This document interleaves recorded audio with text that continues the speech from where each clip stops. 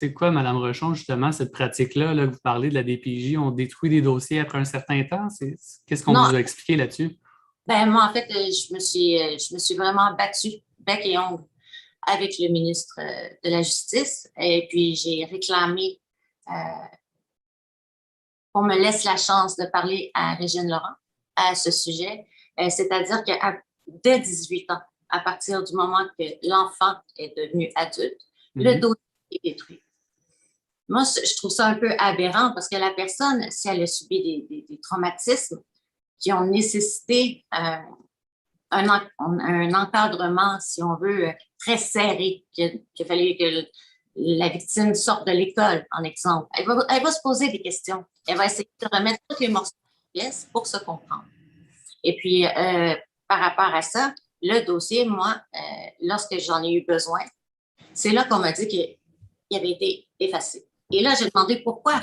Pourquoi vous avez supprimé, pourquoi vous avez délité, si on veut, mon dossier. C'est quand même 18 ans de ma vie. J'ai droit, c'est à moi. C'est comme quand on appelle aux archives médicales, c'est là. Et puis, lorsqu'on va au palais de justice, si on n'a pas payé son loyer, bien, ça va être là encore dans 2 ans. Par contre, on protège plutôt, je crois qu'on protège plus le criminel plutôt que la victime. Parce que Juste moi, un instant, Mme Rochon. Est-ce que, Monsieur le sénateur, ça, c'est quelque chose qui était un peu prévu dans votre charte des victimes, qui ait accès à plus d'informations de leur passé comme ça? vraiment, non. Oui, vous avez raison, mais il faut comprendre une chose, c'est que la Charte des droits des victimes canadiennes s'applique aux organismes fédéraux. DPJ, c'est québécois, Donc, provincial.